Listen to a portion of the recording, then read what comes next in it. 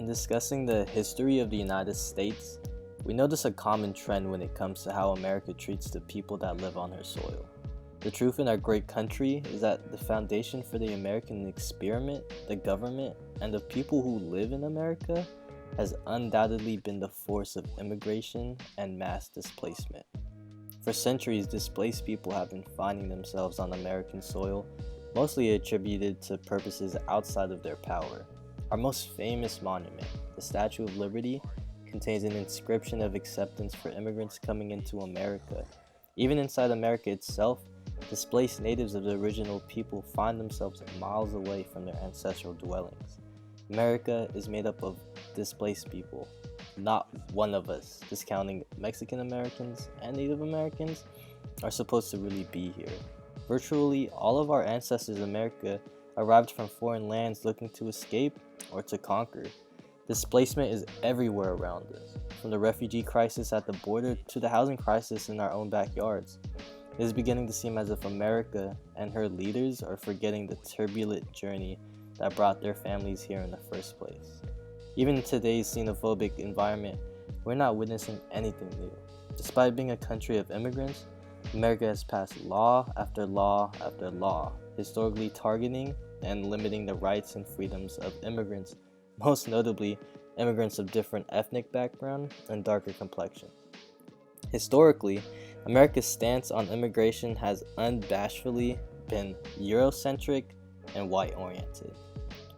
And today, our current political climate, another immigration issue is hitting America, unearthing xenophobic sentiment I used to believe to be a thing of the past. Politicians run their whole campaign playing into the immigration issue and furthering rhetoric with malicious intent behind them. Symbols of the wall, ICE, and MAGA hats have flooded the media for almost 3 years now. The path our country has been taking is beginning to become clearer and clearer to ethnic minorities much like myself. If you're not white, don't come here. Don't stay here.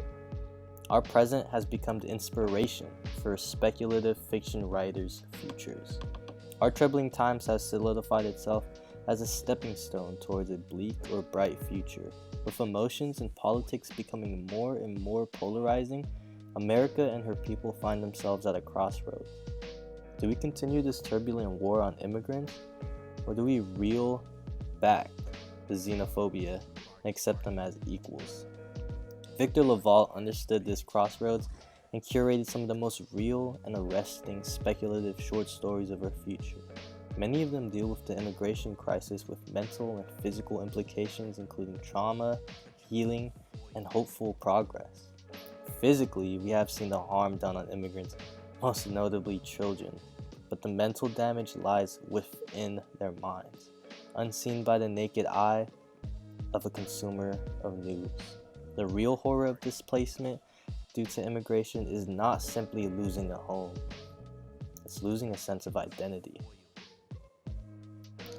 We see immigration and displacement have a profound effect on the mental state of first-generation children of immigrants.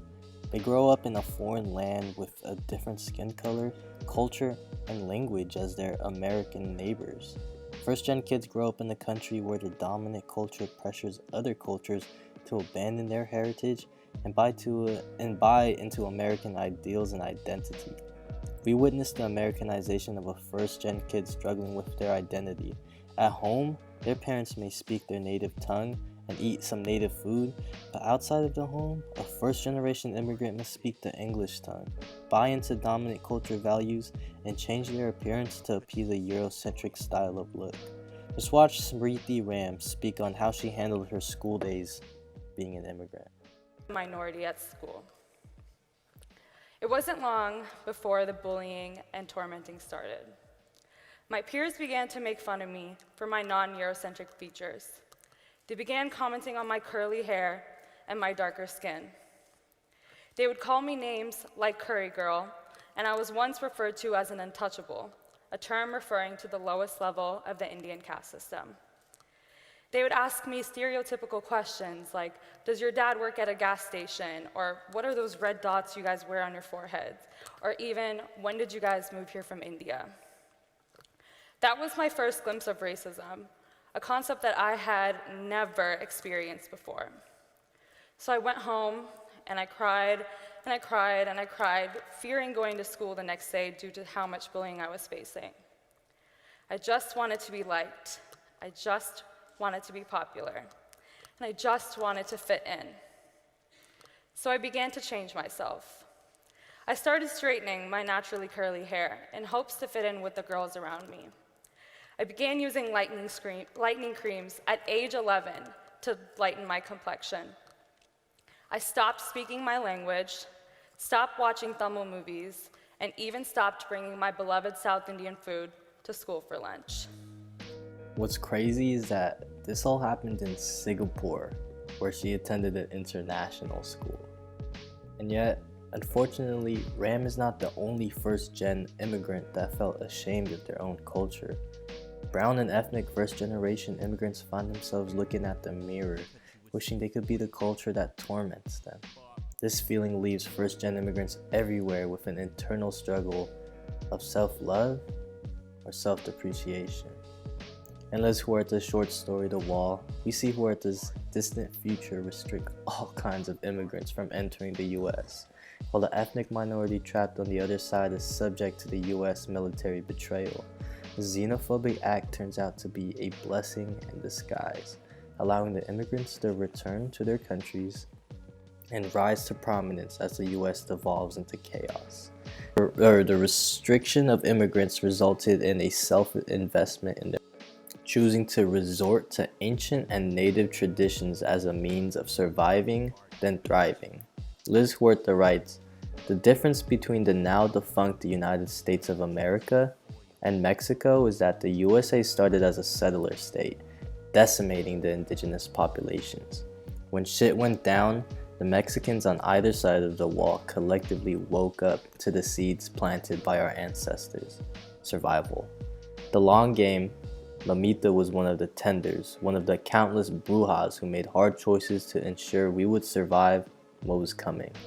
When turning to their culture and heritage, the characters in Huerta's short story abandoned the dominant culture for their own, leading to the survival and revitalization of their own people, even taking back territory from the US that was historically theirs to begin with. Huerta's story tackles the loss of identity many immigrants may go through with an enlightened hope for a bleak future ahead, one that prioritizes our own culture rather than the colonizers." Similarly, Ashok K. Banker tackles going back to cultural roots in sci-fi fashion. And by his bootstraps, Banker flips an extremely racist scientific project into a beautiful and bright future. We see the unnamed xenophobic president usher the United States into an era of inclusive bliss, brought about by the horrible idea of ethnic cleansing. Banker writes, "It erased the person's racial development, resetting their genetic lineage back to the original code. We restored America to the way it ought to have been. Native Americans became the dominant racial group in our history. By creating a mutagen that reverted people back to their cultural and ethnic origins, the world became more of an inclusive and utopian society. Gone were the days of huge immigration and processing facilities or ICE detention centers. Here, this is a future with a rewritten past, one that glorifies indulging in one's own heritage and culture, while also accepting and welcoming those of different ethnic backgrounds as well. A past void of foreign mingling leading to global turmoil, a present and future without xenophobia or ethnic cleansing." Banker has hit the nail in the head when tracing back the ultimate sin of our human race, the forced impression of our religion, culture, and values onto different groups of people. The human race has spent most of its time rejecting understanding and more time quarreling. To take away from these stories is that immigration and displacement may push these first-generation immigrants to abandon their culture for the dominant one. But the true medicine for this systematic process is looking inward into our own heritage and our own culture, because only then can we learn to love ourselves for who we truly are and not what the society deems superior. Look into your culture, look into your pre-colonial roots. Find out who you were and who you are now through your heritage before they make you what you're not.